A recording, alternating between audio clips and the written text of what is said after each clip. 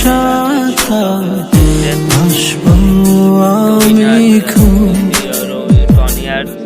তোমার মাঝে জীবন যাপন স্বপ্ন দেখা স্বপ্ন